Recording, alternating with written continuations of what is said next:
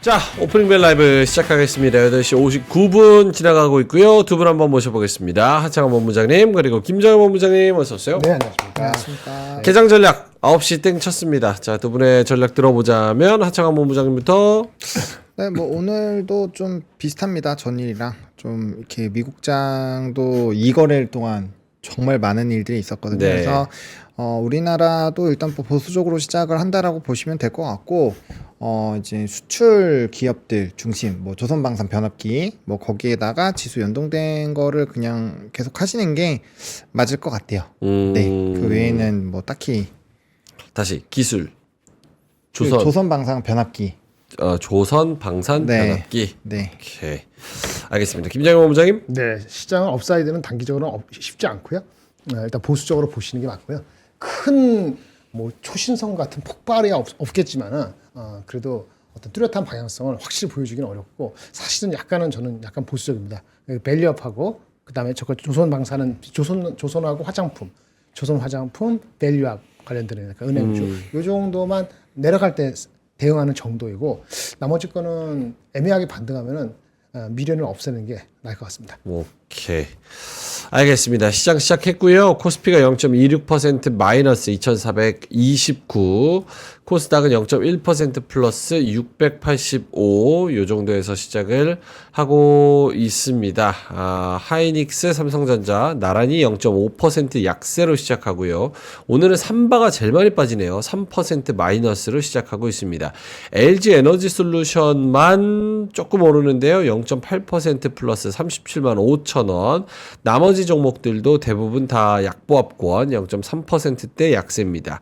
오늘 네이버가 1% 넘게 올라서 21만 2천 원이고요. 카카오는 약세입니다. HD 현대중공업 0.8% 플러스, LG화학 0.8% 플러스, SDI 1% 플러스 뭐 요 정도에서 진행이 되고 있고요. 오늘 두산에너빌리티가 3.6%로 강세 보여주고 있습니다.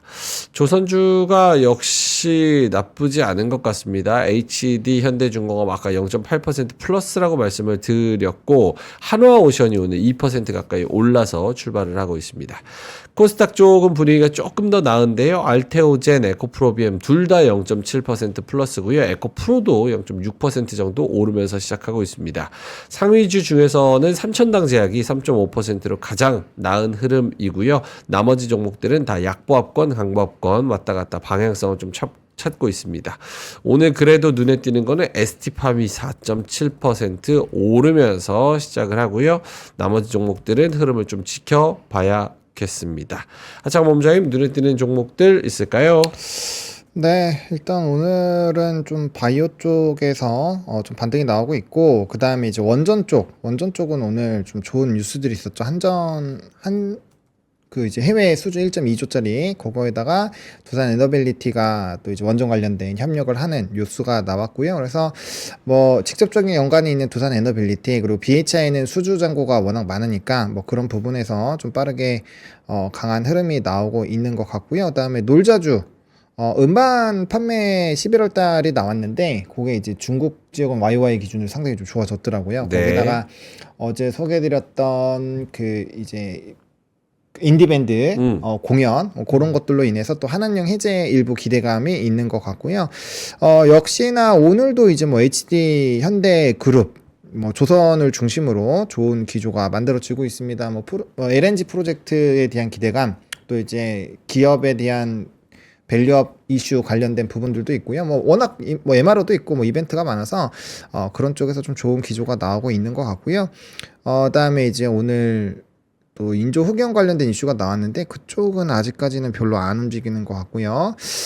약간 일부 그 자율주행 쪽 오늘 뭐 SOS랩도 7%대 강세에 나타나고 있어서 뭐 일단은 이슈가 최근에 굉장히 있었던 쪽에서의 순환매 기조가 만들어지고 있다라고 보시면 될 것 같습니다. 오늘 전반적으로 원전 쪽이랑 이제 뭐 변압기 쪽, 전선 쪽 뭐 이런 쪽이 좀 나쁘지 않은 것 같네요. 코스피 대형주 중에서는 두산에너빌리티 3.5% 오르면서 테라파워의 SMR 기자재 공급한다. 빌 게이츠의 눈도장을 받았다. 두산에너빌리티 이런 얘기가 있었고요. 어제 저녁에는 또 K원전 또 일냈다. 2조 8천억짜리 루마니아 원전 리모델링을 수주했다. 이런 얘기가 나오면서 오늘 또 오르고 있네요. LNF도 2.4% 오르는데요. 피노, LNF와 전구체 4차 공급 계약 체결. 계약 금액은 110억. 뭐 이렇게 이야기가 나오고 있습니다. 한화오션도 2.3% 상승, 현대중공업도 2% 상승인데 한화는 필리조선소, 미국의 필리조선소 인수를 완료했다. K조선 노져서 북미 시장 입지를 강화한다. 이런 이야기가 나오고 있습니다. 삼양식품은 오늘도 오르네요. 눈높이가 90만 원대로 껑충 뛰었다. 그래서 목표가의 상향에 대한 그런 기대감도 계속해서 나오고 있는 그런 상황이고, HMM도 오늘 2% 오르는데 글로벌 해상 운임은 보합세지만 그래도 좋다라는 평가가 있습니다. 하락하는 종목은 뭐 고려아연 이렇게 5.8% 내리고요. 삼성바이오로직스는 왜 떨어져요? 생물보안법 연내 통과 불발? 네. 네, 그거는 예상 내지는 우려가 됐던 거죠. 이번 달 초부터도. 이게 평가는 시간 문제다. 수혜는 지속된다. 뭐 이런 이야기가 있기는 하네요. 한국바이오협회 전무가 생물보안법이 연내 통과하지 못하면서 동력을 잃었지만 공화당이 내년 다수당이어서 법안 제정을 강력하게 추진할 것이다. 그래서 시간은 우리 편이다. 뭐 이런 이야기를 했다고 합니다. 김장현 본부장님, 눈에 띄는 종목들, 업종들 이때마다 있을까요? 장을 보수적으로 보는 게 맞을 것 같고요. 네, 저기 한 2,380까지 다시 내려갈 것 같습니다. 380까지는 한번 내려갈 것 같아요. 2380. 왜요? 그럴 것 같아요. 모멘텀이 없어요. 안 좋은 뉴스가 좀 더 나올 수 있을 것 같고요. 예를 들어서 안 좋은 뉴스를 하면 뭐가 수급은 있을까요? 없고요. 그다음에 미국에서도 그 트럼프 이제 얼마 안 남았으니까 네. 계속 노이즈가 나올 것 같고 중국이나 이쪽에서는 조금 더 부양 정책이고 뭐고 그 기미가 있어서 그쪽이 폭락을 하지는 않을 거기 때문에 수급이 우리로 올 것 같지 않습니다. 단기부입니다. 단기뷰. 이번 달 얼마 안 남았고 다음 달 초까지 봤을 때 그나마 미국하고 우리나라 간에 무슨 경제 교류나 무슨 정책적인 협의라든 이런 거 하면은 좀 심리는 그 바닥은 이렇게 확인할 것 같은데 네. 그때까지 반대로 그거를 의미 있게 올라가기에는 엊그저께 우리나라 그 여러 가지 법적 개정 이런 것도 아주 쉬운 것 같지 않고 여러 가지 진척해야 되는 것들이 단기적으로는 실망하는 매물이 더 나올 수 있고 아까 외국계 말씀드렸는데 외국계 자본이 영국계는 계속 들어오고 있는데 영국계 자본도 약간의 그 밸류업 그런 쪽이고 우리 메이저 인더스트리를 향해서 들어오는 그런 중단기 금액 단기 금액은 아닌 것 같거든요. 그래서 그것이 뭐 한꺼번에 뭐 장을 확 올리기보다는 미국계나 다른 쪽에서 빠지는 거를 좀 쿠션 완화 정도 해주는 역할에 그칠 거기 때문에 넷으로 외국인이 들어온다고 보여지지는 않습니다. 오케이. 1380까지 보신다. 조금 1380? 2380. 깜짝 놀랐어요. 환율 보고 있었어요. 그래서 1380. 천하고 2천하고 헷갈려요. 죄송합니다. 죄송합니다. 그럼 안 되죠? 2380까지 보시는 환율도 거고. 좀 걱정입니다. 네, 조금 더 갈 것 같아요. 위로. 2380까지 보시는 거고 좀 보수적으로 보시는 거고 제가 아까 뭐 환율 얘기했는데 환율은 다시 1450원대 위로 올라왔습니다. 다시 이게 기준치 눈높이가 1450이 되는 것 같습니다. 참 어려운 그런 시장입니다.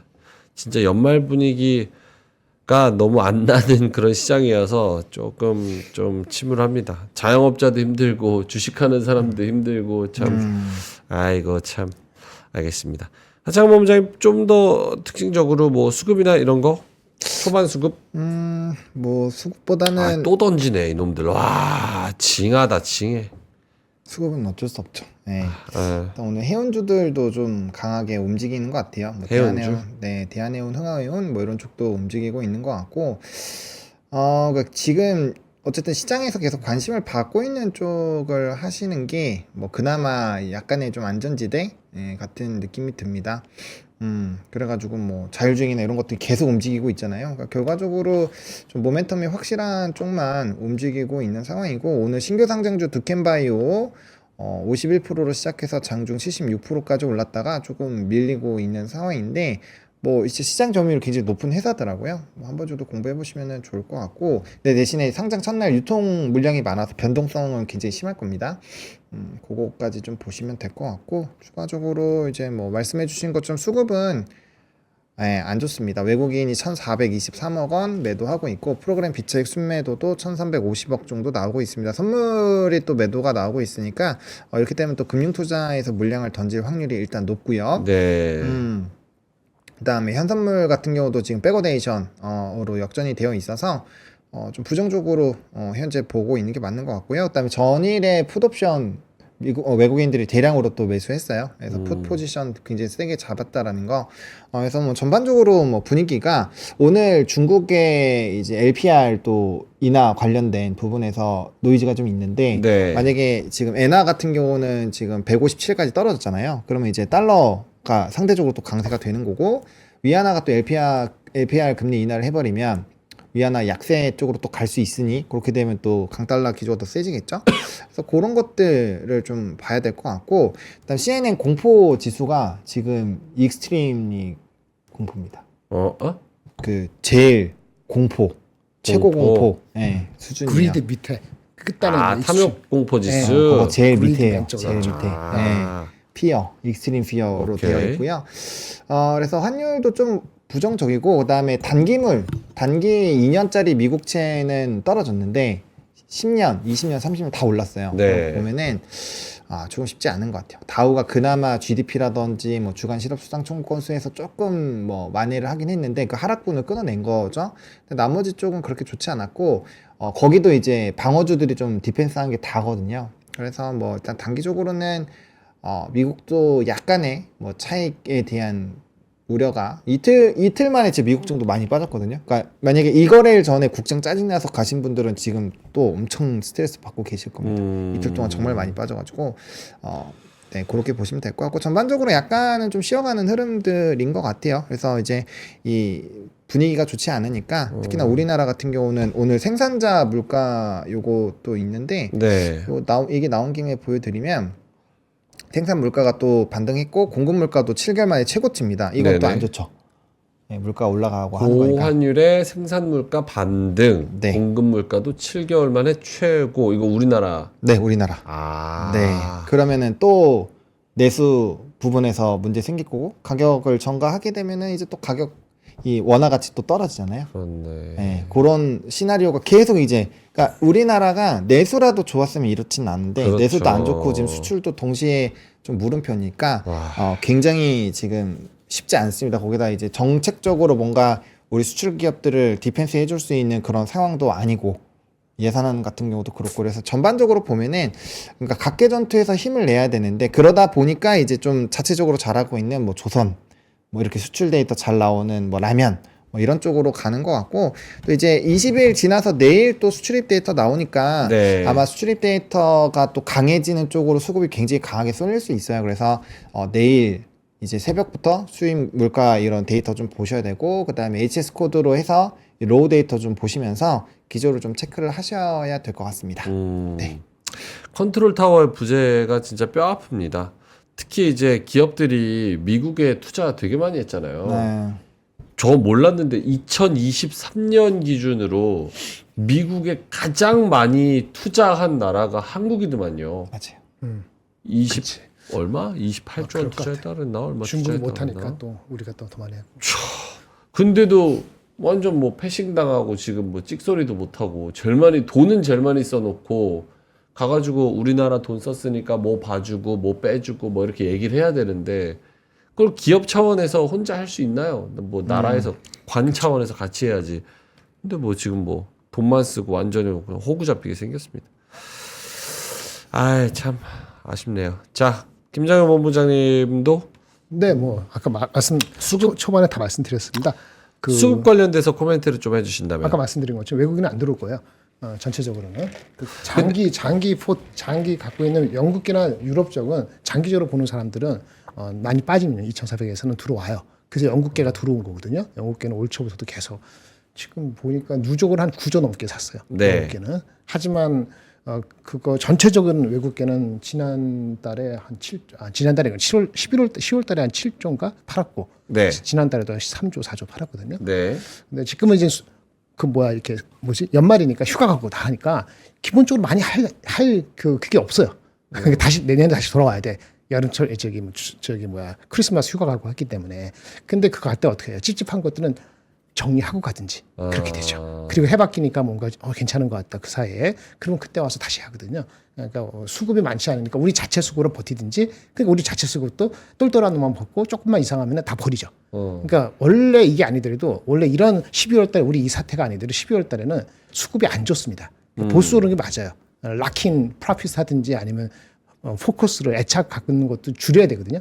애착의 개수도 줄여야 되는 판이기 때문에 네. 수급이 안 좋기 때문에 뭐 그게 펀더멘트라고는 단기적인 이슈에 불과하다고 볼 수도 있기 때문에 장기뷰를 보는 사람은 들어올 수 있지만 그 장기뷰 들어올 수 있는 사람이 많지가 않다는 게 현실이라는 점을 감안을 해야 되고, 어저께 정책 토론회 한 거라든지 그다음에 마이크론 다음에 사실은 하이닉스 삼성전자 그쪽에도 상당히 안 좋은 이슈가 사실은 그 레거시 그 이펙트가 여러분 생각하는 것보다 셀 수도 있어요. 제가 2분기가 1분기가 바닥이냐 그러는데 1분기가 바닥이 아니고 1분기가 시작점으로 해서 계속 다운사이클이 될 수 있는 가능성도 완전히 배제할 수 없는 상황이기 때문에 그러면 일단 싸졌다. 그 모멘텀은 모르겠다. 그러면 일단 잠깐 쉬었다 와. 이렇게 되면은 뭐 그렇지 않은 주식만 사는 거지. 근데 아는 주식도 수급이 많지가 않으니까 아는 주식이 폭발하는 게 아니고, 아는 주식, 그러니까 우리가 좋게 보는 주식이 버티는 주식 정도지 이게 폭발하지도 않고 빠질 건 빠지면 그럼 장은 내려가는 거죠. 근데 그 안정시키는 건 뭐예요?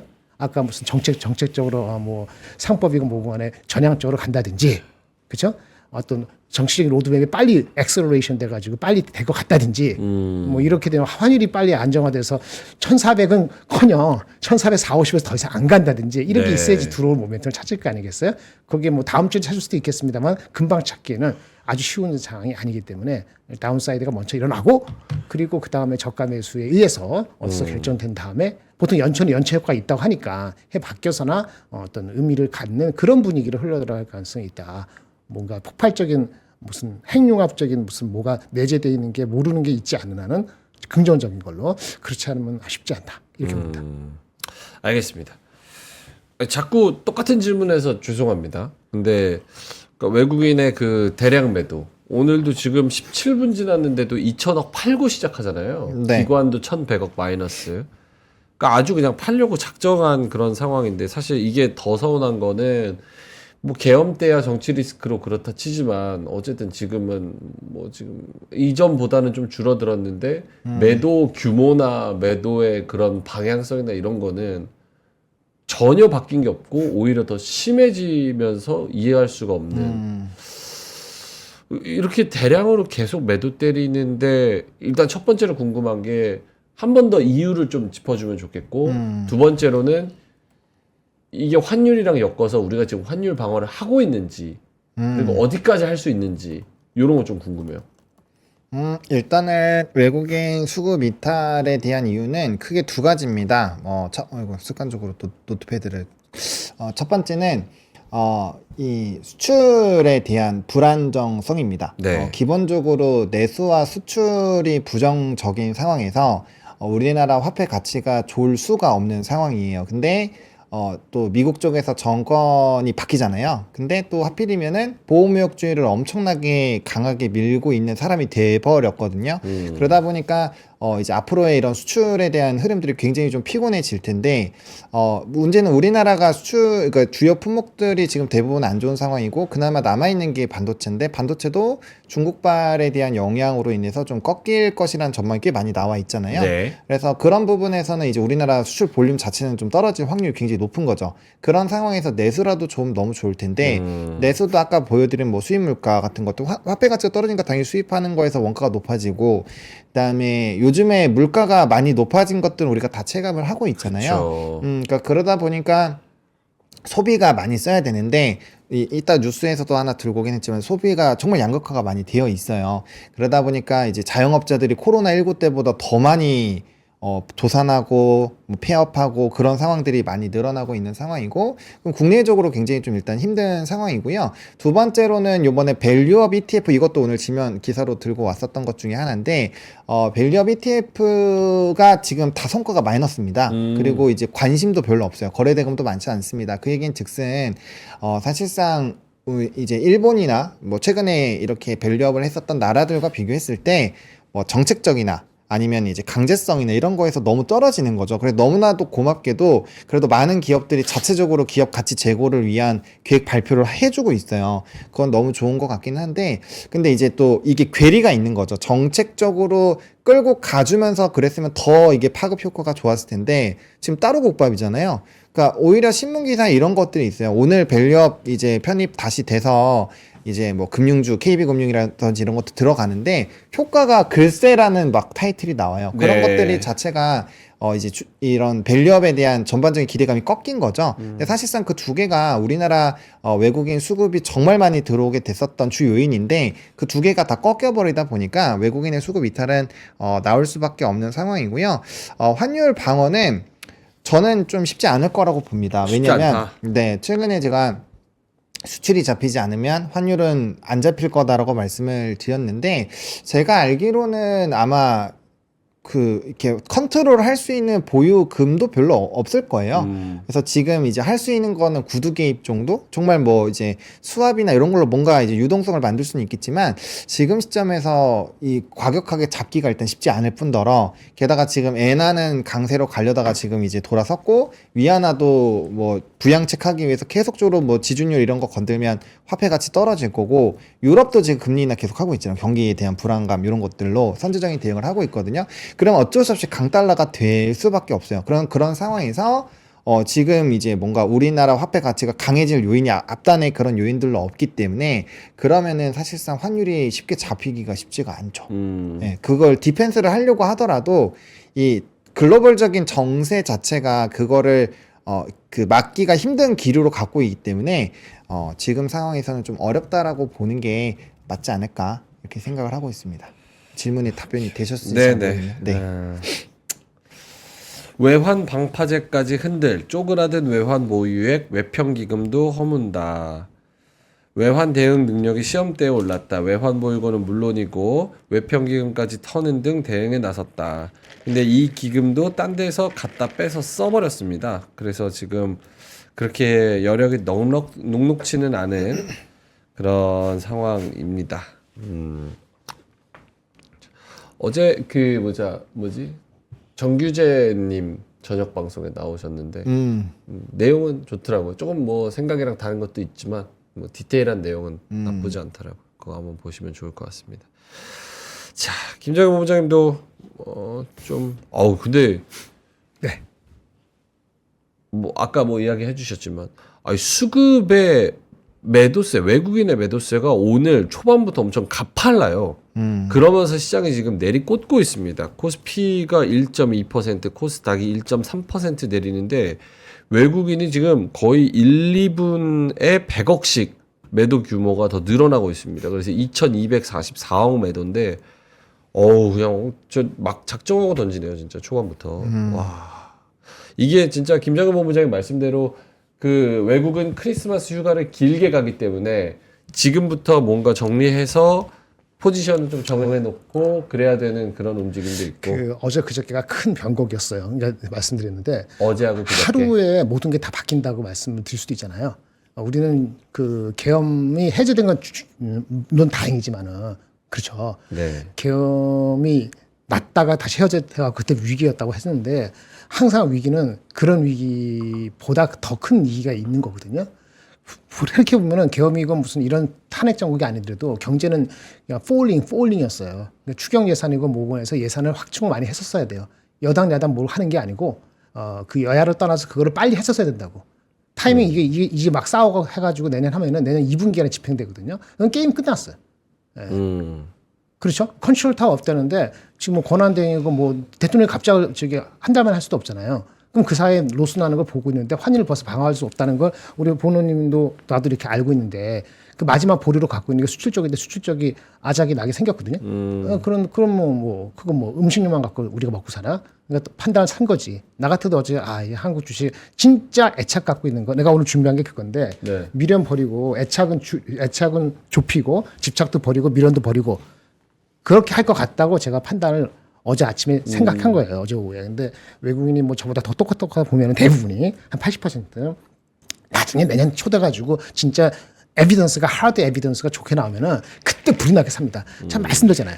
그 주가가 100이 우리가 100이 저점을 생각하는데 걔네들은 이유가 주가가 90까지 내려갔더라도 이유가 안 되면 90에서 팔고요. 110으로 올라왔더라도 이유가 되면 110에서 불이 나게 삽니다. 그러니까 우리 뜻대로 싸니까 들어오고 올라갔으니까 팔고 이렇게 생각하지 말아요. 근데 한국을 환율이 1400 저번에 얘기했을 때 1470, 80까지 있는데 아까 우리가 수단이 별로 없다라고 생각이 모아지면은 1470, 80도 갈 수 있습니다. 그걸 생각을 하면 일단 숏을 먼저 하고 가는 거지. 더 늦기 전에. 이게 약간의 우리 영끌이 나쁜 것식으로 내려가는 거 공포 심리적으로 한국 시장에 대해서는 그런 심리가 어저께 나왔다. 그리고 가장 큰 거는 이제 반도체. 마이크론과 삼성하이닉스의 임팩트에 대해서 이젠 볼 거 없겠다. 당분간 한 3개월 정도 이렇게 확정적으로 질 수 있는 거고 그리고 나온 거는 재고가 생각보다 많아서 한 6개월, 9개월도 갈 수 있다는 얘기가 사실은 한 달 전에 나왔는데 지켜보니까 진짜 그럴 가능성이 예전에 한 15% 했으면 지금 한 30%, 40% 되는 것 같다. 이런 공포감 비슷한 게 어저께 그 마이크론에 대한 해석. 참 우리도 웃긴 게 마이크론 주식이 엄청나게 임팩트 있잖아요. 그죠? 마이크론 주식에 대한 임팩트에 대한 리포트가 어저께 하나밖에 안 나왔어요. 네. 우리 애널리스트 중에서. 엄청난 임팩트인데 한 개가 두 개밖에 안 나왔어. 그러니까 그런 거 보면서 우리는 암흑 속에 갇혀있는 것처럼 되고 있다라고 좀 볼 수 있겠고요. 밸류학. 그거 그다음에 경제 정치하면 어저께 상법 개정한 거 그 토론한 거 보셨다 그랬잖아요. 그렇게 알맹이였고 그렇게 형식적이고 원래 의도는 아니었겠지만 그렇게 하는 거에 대한 실망감이 있었을 겁니다. 저는 다시 봤거든요. 점심에 보고 어제 다시 봤는데 다시 보니까 진짜 이따위로 가서는 진짜 팽개치겠다는 생각이 들더라고요. 그래서 아마 외국인 지분은 더 빠질 겁니다. 아마 다음 달 초까지는 트럼프가 취임하면서 완화 스탠스로 우리를 대해서건 중국에 대해서건 우리가 희망까지 이제 완화 스탠스를 가져서 좀 약간 허니문까지는 아니더라도 좀 시간을 두고 그러면 시간이 우리가 벌 수 있거든요. 왜? 우리 2월, 3월 달에 중요한 이벤트가 있으니까. 전 세계가 다 그래요. 2월 달에 독일도 선거 있죠? 우리도 그럴 수도 있죠? 그러니까 그때까지는 보수적으로 가겠다는 심성이 좀 더 사람의 일반적인 심성이 아닐까라는 생각이 든다면 네. 그게 이제 매도를 부를 수 있는 가능성까지도 단기적으로는 보인다. 이렇게 말씀드리겠습니다. 보노님한테도 같은 질문 드린다면 외국인의 매도세 2,400억으로 초반부터 세게 던지고 있습니다. 의견을 들어보자면 의견요. 아까 이 두 가지로 해서 말씀을 드린 걸로 다 가름이 되지 않을까 오케이. 싶고요. 그러니까 그 생각을 하셔야 될 것 같아요. 일단은 지금 상황이 벌어졌잖아요. 그러면 지금 상황에서 그거를 일단 결정을 해야겠죠. 내가 이제 관망을 그냥 할 것인지 아니면은 저는 권해 드리고 싶지는 않지만 지금이라도 털 건지 아니면은 여력이 좀 있으시다면 살 건지 일단 그거를 정하시고 그 다음에 상황에 맞게끔 내 그 전략에 맞는 그런 것들을 찾아 나가는 게 더 좋을 것 같아요. 어차피 지금 상황 안 좋은 거는 다들 알고 있으시잖아요. 그리고 네. 같은 이유로 계속적으로 하락을 하고 있고 또 외국인 수급 동향도 계속 안 좋은 거 알고 있고 그런 상황이기 때문에 내 포지션 그리고 조금 좋아지려고 했을 때 어쨌든 좀 안 좋은 일이 터지면서 이렇게 더 추가적으로 무너진 상황이니까 지금은 어떤 포지션을 잡으실지를 결정을 하시는 게 제일 중요할 것 같아요. 그러니까 너무 단기적으로만 보지 마시고 장기적으로 볼 건지 단기적으로 보면 당연히 지금 하면 안 되죠. 근데 이제 장기적으로 본다라는 관점으로 이제 접근을 한다라면은 이제 또 스토리가 달라지는 거니까 그 시기를 어떻게 잡으시는지가 중요할 것 같아요. 이제 외국인이 영원히 팔기만 하는 것도 아니고 때론 또 들어오기도 하고 그쵸. 그리고 항상 이런 시기가 되면은 항상 안 좋은 얘기밖에 안 나와요. 그리고 비관적일 수밖에 없죠. 근데 그런 얘기를 계속 듣다 보면 사람인지라 스트레스 받아서 그냥 다 갖다 치워버리고 막 도망가고 싶어진단 말이에요. 사람 심리가 그래요. 근데 그 시기가 나중에 지나가고 나중에 과거로 보면은 지금 힘들었던 이 기업들도 나중엔 조금 이게 많이 희석이 되거든요. 근데 어쨌든 지금 팔아가지고 대응을 잘 하실 수 있는 분들은 과연 얼마나 있을까 싶어요. 쉽지 않다라는 거죠. 그래서 대부분이 대응을 잘 하기 어려웠었던 상황이기 때문에 지금 시점에서는 너무 부정적인 관점으로 계속 보시기보다는 지금 현재 안 좋은 건 알고 그거는 이제 명확하게 인지를 하되 대신에 이걸 어떻게 할지를 고민하시는 게 더 나을 것 같아요. 그러니까 오케이. 국장을 아예 떠나시려고 생각을 하신다면은 당연히 아무것도 하시지 않고 오르면 오른 만큼 파는 게 맞죠. 근데 국장을 계속 하신다라고 생각을 하시면 위기가 기회가 될 수 있습니다. 물론 이 시기가 제가 계속 시간적인 부분 좀 둬야 된다고 말씀을 드리지만 네. 그런 이제 뷰가 있으신지 없으신지에 따라서 지금 상황도 상당히 좀 달라질 수 있지 않을까 그렇게 생각을 합니다. 물론 이렇게 오케이. 얘기하면 또 굉장히 싫어하시겠지만요. 네. 시장이 전반적으로 안 좋습니다. 저는 아까 제목 붙였을 때도 연말에 돌입하는 금요일이어서 인간적으로 조금은 반등을 해줬으면 좋겠다라고 생각을 했는데 오늘 하락 종목이 너무 압도적이에요. 지금 거래소 기준으로만 하락 종목이 730개, 상승 종목이 140개. 압도적으로 하락 종목이 많고요. 코스닥에서 상승 종목이 230개, 하락 종목이 1,400개 가까이. 야, 이거 참 안타까운 그런 상황이 계속 이어지고 있는 우리 시장입니다. 환율이 뭐 1,450원대 이렇게 있으니까 참 어렵습니다. 네, 어려워요.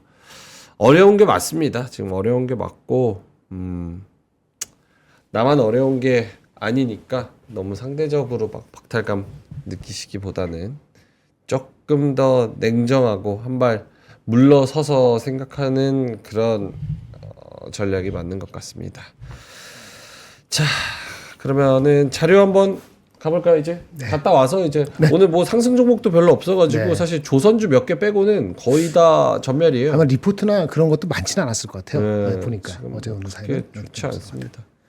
뭐 식품, 두빌, 그 다음에 조선 플러스 조선 관련된 종목 그리고 해운 몇 개 그거 빼고는 조선 원전, 전멸, 식품, 원전 이 정도. 끝났어. 해운도 오케이. 이따가 와가지고 요거 종목도 보도록 하고 김정현 본부장님 자료 먼저 갈까요? 김정현 본부장님 자료부터 가겠습니다. 네, 일단 한 두 개 정도 보겠습니다. 일단 이런 뉴스가 나왔네요. 그 미국의 국무부 이게 맞나? 그래 어떤 거네. 국무부 부장관 사람이 수준의 한미 고위급 대면 회견을 한다.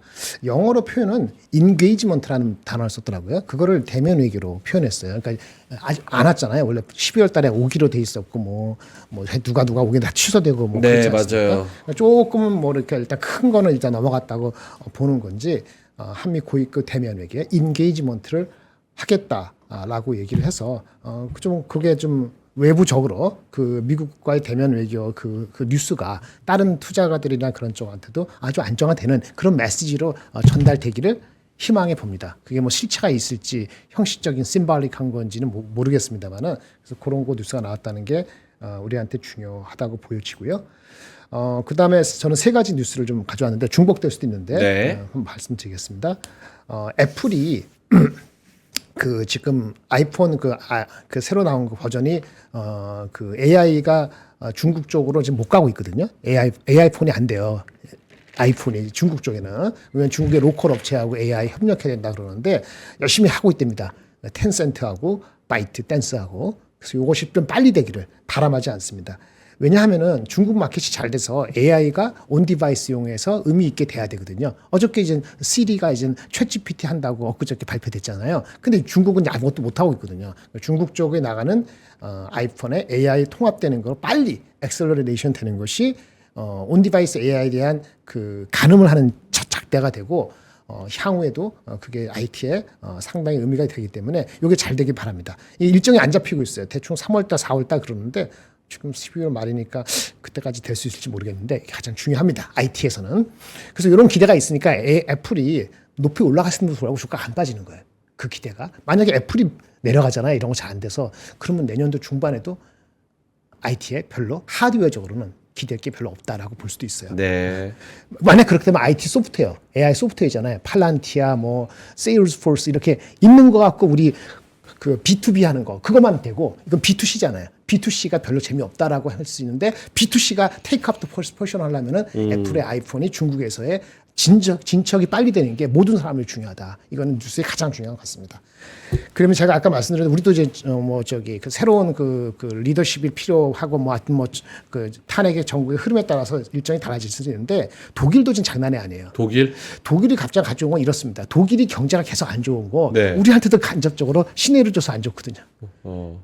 유로 약화되고 달러 강세되고 이게 이제 연결돼요. 근데 독일도 얼마 전에 이번 주 월요일 날 그 총리가 몇 개월 만에 잘렸거든요. 네. 불신임 돼가지고 2달 만에? 석 달 만인가? 어. 그 다시 해야 돼요. 선거를 원래 내년 9월 달 하게 돼 있었는데 내년 2월까지 하게 돼 있습니다. 근데 새롭게 총리 후보로 한 32%의 파퓰러리티를 갖고 있는 게 프리드리 메르츠라는 60, 70대 이 아저씨가 있는데 이분이 메르켈 알죠? 앙겔라 메르켈 은퇴하신 그 여자분 오래 하신 총리 거기에 라이벌이었어요. 기독민주당에. 근데 기독민주당에서 오는데 이 사람이 뭐냐면 약간 보수 중도 보수파인데 친기업파입니다. 블랙랄 아시죠? 블랙랄 블랙 뭐지? 그 미국의 펀드 회사. 블랙스톤? 블랙락 맞지? 블랙락 맞아. 블랙락? 거기에 독일 지부의 회장까지 얼마 전에 하시고 돈을 그 기업 IP 뭐 이런 거 변호사를 엄청 번 친기업이 성향이에요. 이분이 와서 어떤 식으로 할지가 관심이 되고 있어요. 은퇴했다가 다시 복귀했거든요. 네. 그래서 이 사람이 어떻게 될지에 대해서 신임을 얻어서 진짜 된다면 독일이 좀 안정화되는데 이렇게 하는데 되는가 이런 것도 나중에 중요하다. 물론 중요한 건 이게 훨씬 중요합니다. 맨 마지막으로 대만 얘기해드리겠습니다. 우리가 대만이 밸류에이션이 일단 높잖아요. 네. 그렇죠. 네. 그 이유가 있습니다. TSMC만 때문에 그런 건 아니에요. 물론 TSMC가 거기 GDP에 엄청 영향을 정확히는 모르지만 클 것이고 시청에 중요한데 대만의 GDP가 올해 4.25%입니다. 엄청나죠. 그 내년에 이렇게 내려간다고 쫄고 있어요. 4.25%였는데 내년은 3% 정도 밖에 못한다고 쫄고 있습니다. 중국이 관세 이슈 때문에. 그런데도 불구하고 내재적인 이슈가 있는지 최근에 높였어요. 성장률을 약간 높여서 그래도 3.1% 성장률에 CPI는 2% 더 이하. 뭐 이러니까 우리의 2배죠. GDP 2배고 CPI는 비슷한 것 같기도 하고. 예, 그렇게 봤을 때는 그래서 금리를 동결 했어요. 저렇게 인하를 할 것 같았는데 인하할 필요 없다. 뭐 미국보다 더 세다. 뭐 이런 식으로 나와서 이걸 말씀드리는 거는요. 수급이 독일이 안정되는 게 우리한테 좋다. 환율에.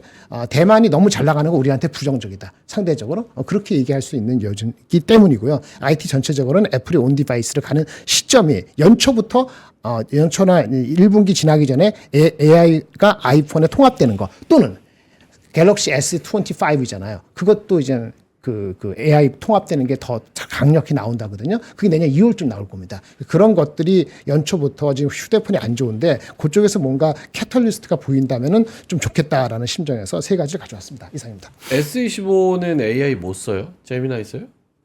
원래 그걸로 해서 뭐 하기도 근데 계속 업그레이드 하나 보죠. 예.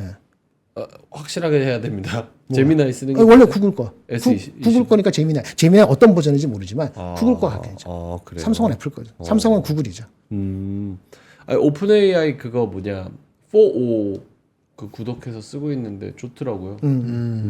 나쁘지 않더라고요. 두 분 다 쓰세요? 4O 아니면 저는 딴 4O 거 안 했습니다. 딴 거 쓰세요? 그냥 챗GPT만 했어요. 챗GPT 4O. 4O 그냥 예전 거. 프리 버전? 네, 프리 버전. $20. 20달러짜리 똑같은 거 쓰네. 그 한글이 안 나오던데 그림에서? 그림에서 그거 안 나와요. 그거 왜 안 돼요? 저도 잘 모르겠어요. 저 그 막 그림 만드는데 안 돼요. 절대 안 나오던데. 위에 거는 나올지 모르겠어요. 한국만 안 되는 거예요? 일본이나 중국은 되고? 그건 모르겠어요. 근데 아니, 아마 중국이 아니고 일본은 영어 빼곤 다 안 되는 거예요. 영어가 안 되고. 그렇죠? 영어만 나오더라고요. 영어 배우라는 얘기지. 어쨌든 중국에서 AI 되는 거가 돼야 되고 그게 중요한 이유는 그래서 중국 IT 수요가 살아나야 우리가 또 팔아먹을 수 있는 부분이 충분히 있기 때문에 내년 2분기 이후에 장장은 아니더라도. 그리고 대만 경제 성장률이 꺾인다는 거는 대만도 이제 IT 비중이 높은 국가이기 때문에 우리나라랑도 연관성이랑 상관관계가 있기 때문에 그렇죠. 그런 부분에서 꺾이는지 바로미터로 좀 봐야 된다. 올라가는지 봐야 되겠습니다. 예. 알겠습니다. 자, 알겠습니다. 자, 보노님 그거 가기 전에 네. 당이 떨어져가지고 지금 제가 아까 약간 좀 침울하게 얘기해가지고 앵커가 희망을 줘야지 침울하게 약간 공포심. 아, 그랬어요? 예, 그렇게 말씀하셔서 동의합니다. 예, 그래서 당 충전 요거 하나 해보면 좋을 것 같습니다. 하나씩 드시고 하시죠. 예. 여러분들 앞에 뭐 간식 같은 거 있으면 하나만 드시고 하세요. 요건 지금 약과인데 광고는 짧게만 할게요. 국산 단호박 약과라고 합니다. 브랜드는 귀빈정이고요. 10개 들었대요. 그래서 한 박스에 15,000원짜리인데 11,000원, 28,000원짜리 21,000원 두 박스, 그리고 10박스 12만원짜리를 99,000원.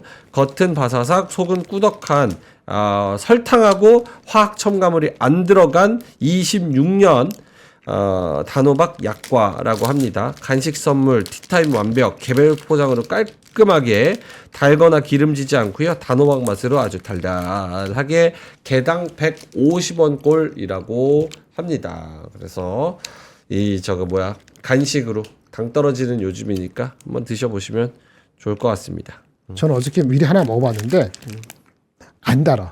많이 그러니까 지나치게 약간 꾸덕 그런 게 없고 깔끔한 것 같아. 생각보다 깔끔해. 제가 이게 약과를 엄청 좋아하거든요. 집에 달고 있어요. 요거 말고 미니, 요거에 한 5분의 1 사이즈 거, 확 들어가는 거. 하루에 2-3개씩 먹는데, 보통 일반적인 거는 좀 꾸덕꾸덕해져요. 근데 이거는 깔끔해. 깔끔해. 하나당 550원이에요. 하나당 550원. 요즘에 착한 가격이지. 그 정도면. 설탕 없이 단호박으로만 단맛을 냈는데 진짜 맛있다. 나 이거 안 받는다 그랬는데 안 받았어. 큰일 날 뻔했네. 봤죠? 피디님이 주셨는데 저 약과 안 먹어요. 맞아요. 안 그랬어요? 받았어요. 약간 안 드세요, 잘? 약과 안 먹어요. 너무 달고 기름 맞아. 그 꾸덕지고 좀 지나면. 근데 이거는 확실히 부담스러운데 이거는 진짜 괜찮네. 내가 좋아한다니까 매일 먹어 나는 약과를. 요거 5분의 1. 진짜요? 미니 사이즈 요거 5분의 1, 6분의 1짜리 하나씩. 많이 먹으면 이거 안 좋으니까. 이거 혹시 사이즈 작은 버전도 있어요? 있어. 여긴 모르겠고. 아니 그건 없는 것 같아요. 맛있죠. 금방 다 먹는 것 같긴 해요. 맛있네. 근데 근데 약과가 살찌긴 살찌. 이거 마트로 하루에 2개씩 먹으면 살찌고 몸에는 별로 좋지는 않습니다. 근데 이건 한 개 이제 정도만. 예. 설탕 안 들어갔고 화학 첨가물 안 들어갔고 그치. 단호박으로만 맛을 내서 맛은 있네요. 확실히. 호박 인그리디언트 표 들어간 것이 좋은 것 같아.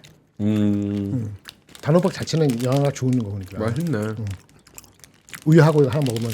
딴 데 파는 것보다 훨씬 낫다 진짜. 요즘에 이런 거면 500원이면 싸지. 550원? 550원 싸요. 싸지. 간식 550원짜리가 어딨어. 껌값도 700원 아니에요? 요즘 껌값이 500원인가? 껌값 1,000원. 1,000원 그래요? 넘을걸요? 엄청 비싸요. 껌값이 아니네. 아니죠. 1,000원이 껌값이 돼버린 거죠. 참. 아유 참. 쌀국수 하나가 2만 원인데. 너무 비싸, 너무 비싸. 저절로 다이어트 할 것 같아. 섭취하는 열량을 줄이든지. 아이고 참.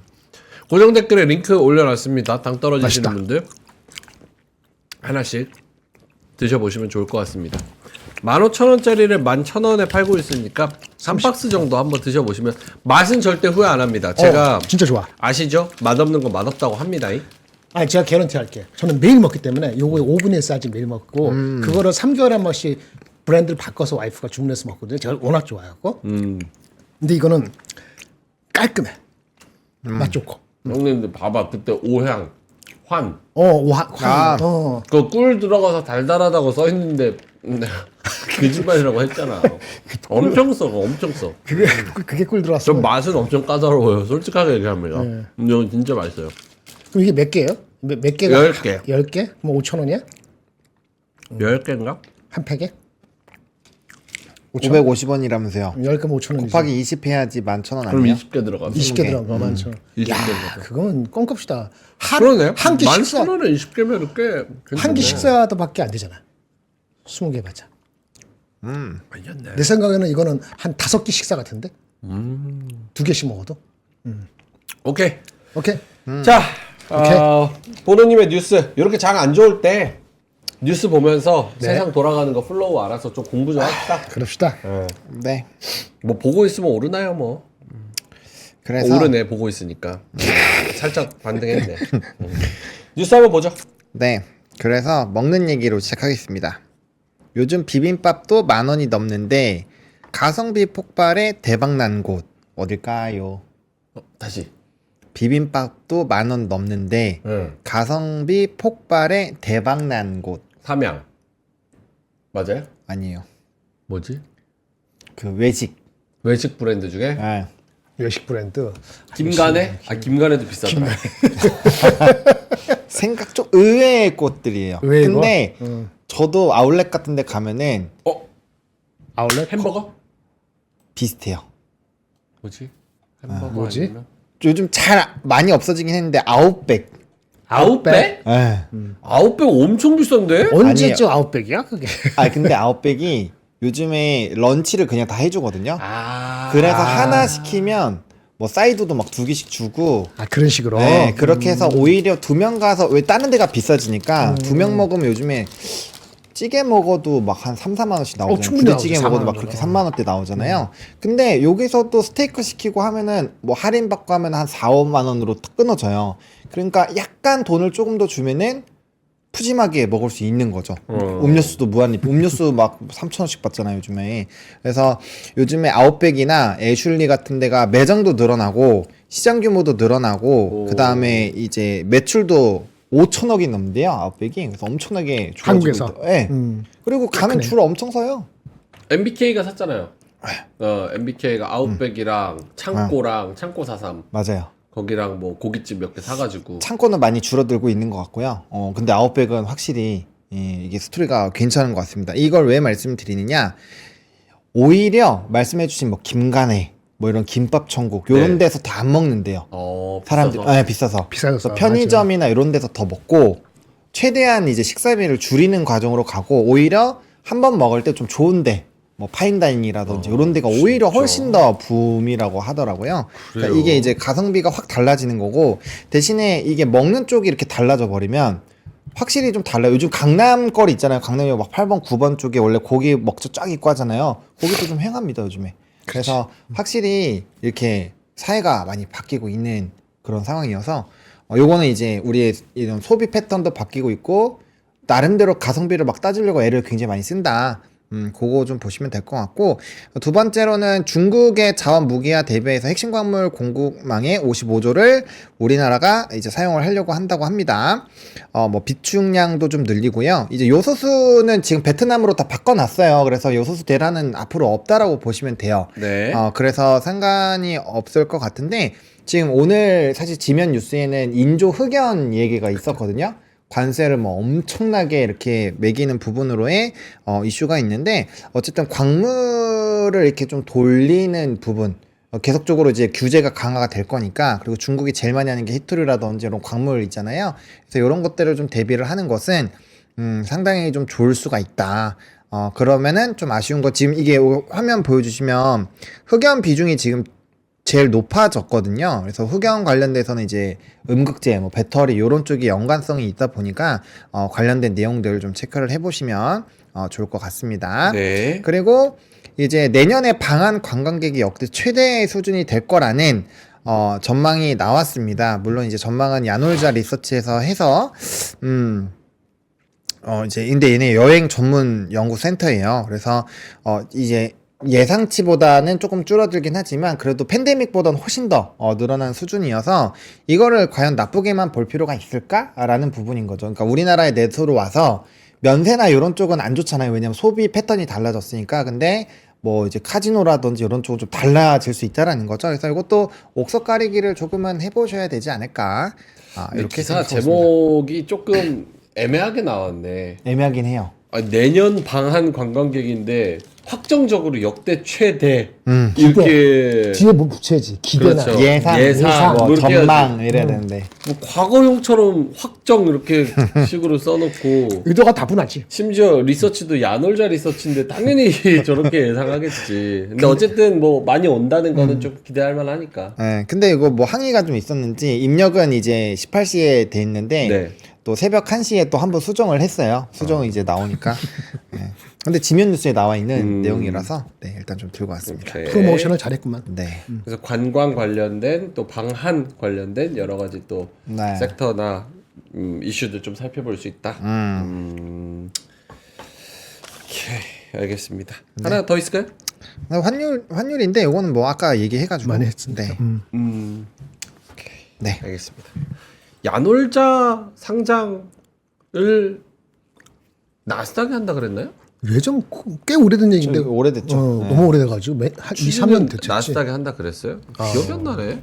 한 2, 3년 전에부터 얘기했다가 네, 꽤 오래됐어요. 꽤 됐어요. 쿠팡이 더 먼저 됐죠. 그래서. 맞아요. 네, 쿠팡이 먼저 되고. 얘기는 한 2년 넘게 전에부터 3년. 그래서 그 얘기 나올 때마다 이제 창투사 쪽 계속 급등 나고 했었는데. 아니 지금 하고 있네요. 아, 그래요? 야놀자가 어제 나스닥 상장을 위해서 골드만삭스랑 모건 스탠리를 주관사로 선정을 했고 기업 가치는 9조 5천억 정도에서 12조 정도로 평가가 되고 있다.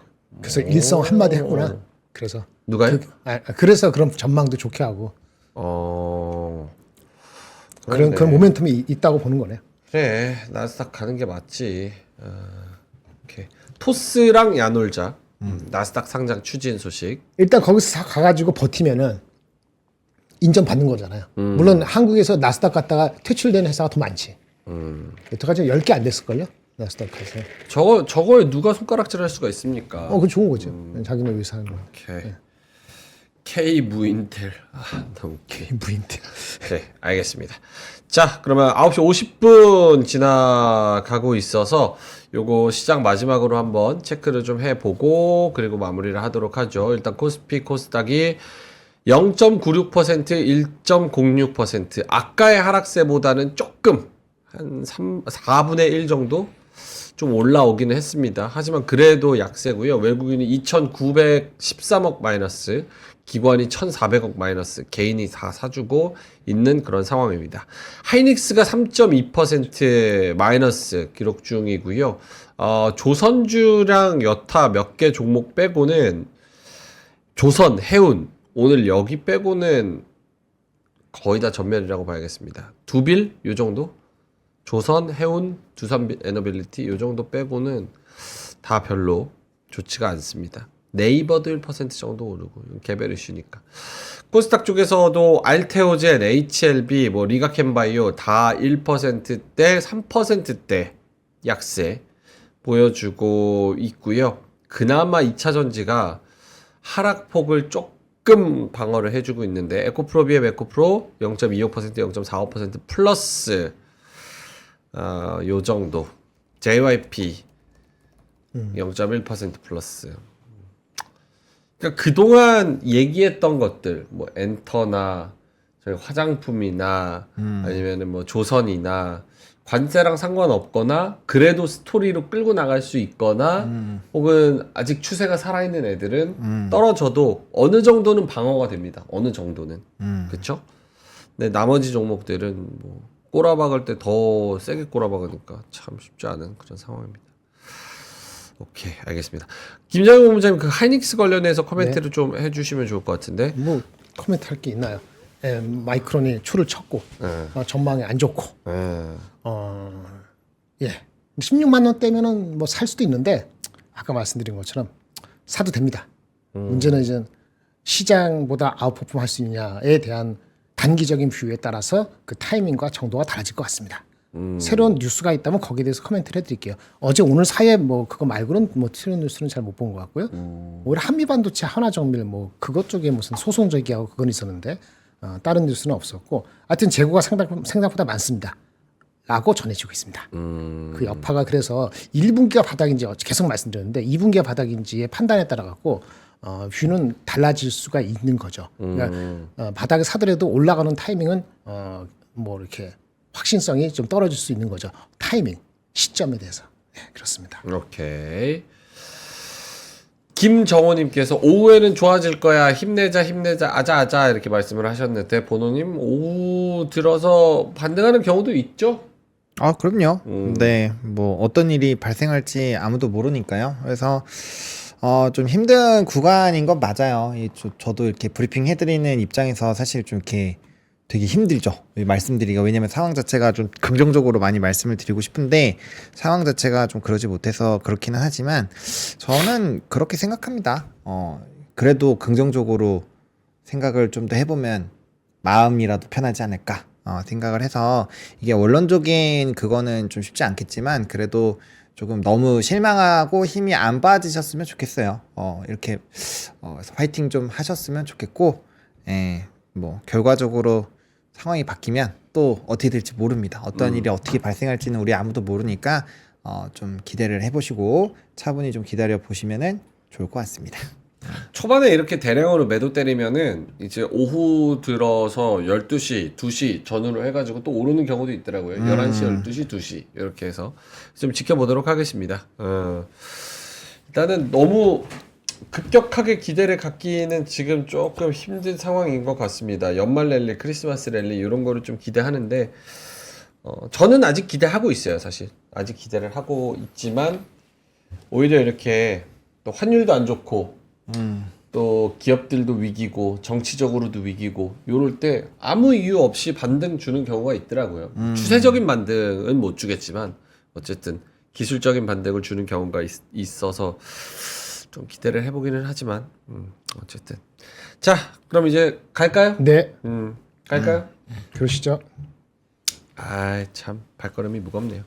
이따가 3시 20분에 와서는 조금 더 유쾌하게 오늘 금요일을 마감할 수 있게 저도 이제 막 까불면서 재밌게 방송하고 싶은데 맨날 죽는 소리만 막 징징대니까 저도 죽겠어요. 그래서 3시 20분에는 조금 활기차게 재밌게 방송할 수 있도록 그런 기도를 하면서 저희는 이만 여기서 물러가도록 하겠습니다. 점심 맛있게 드시고요. 든든하게 드시고요.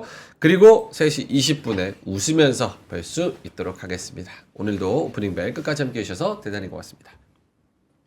삶의 격을 높이는 9가지 지혜를 함께 나눕니다. 위즈덤 칼리지 시즌 2 영상 아래 링크를 클릭하시면 자세한 내용을 확인하실 수 있습니다.